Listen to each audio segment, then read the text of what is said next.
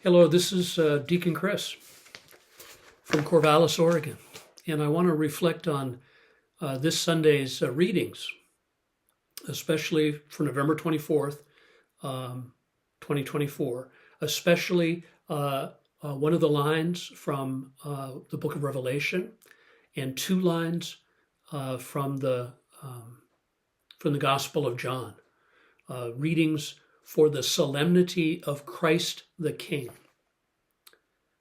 I am the Alpha and the Omega, says the Lord, the one who is and who was and who is to come. Pilate said to Jesus, "Are you the King of the Jews?" Jesus answered, "My kingdom is not of this world." This world. Every day since our shattering election, the leaves have fallen from our tree. Every day since the wars began in Gaza and Ukraine, the steam has risen from my coffee cup. Bumble has slept at my feet. Sunrises, sunsets. My 4-year-old grandson makes this joke.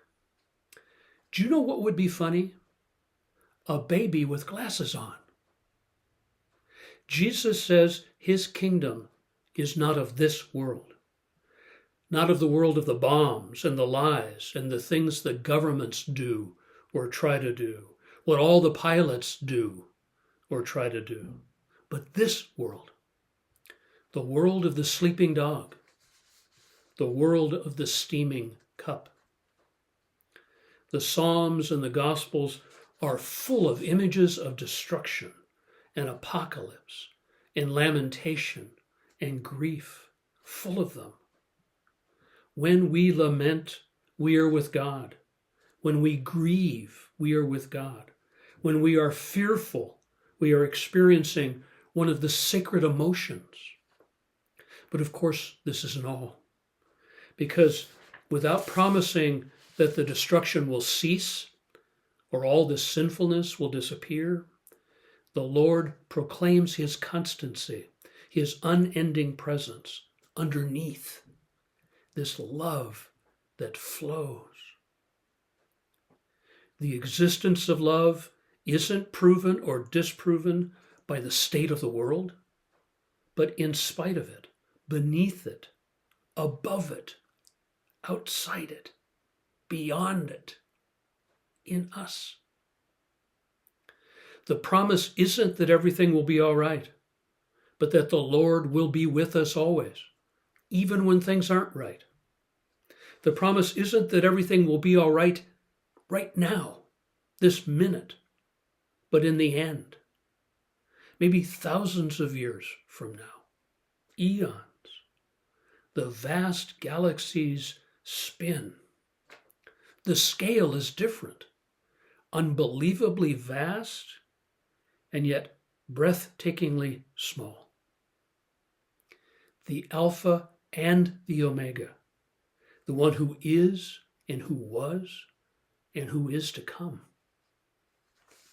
We must act, protest, stand at the barricades, stand in the gaps, face the truth, tell the truth, give money, work for systems, structures, justice, lift up the poor, heal the suffering, weep, cry out, rage.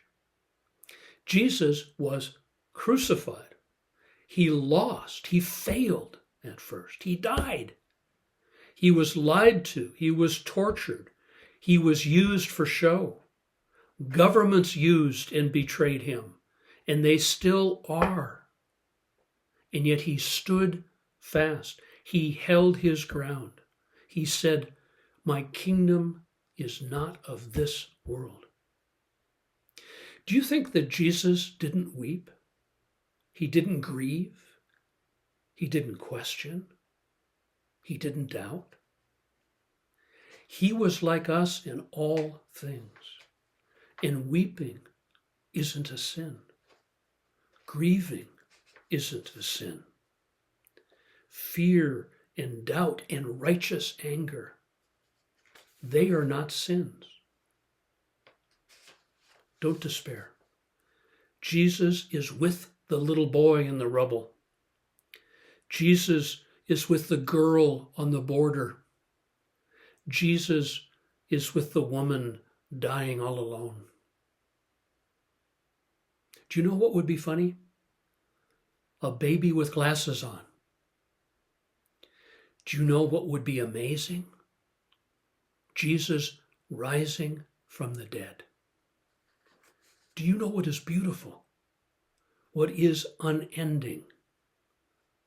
The leaves that fall from the tree, the steam that rises from the cup. This moment, every moment,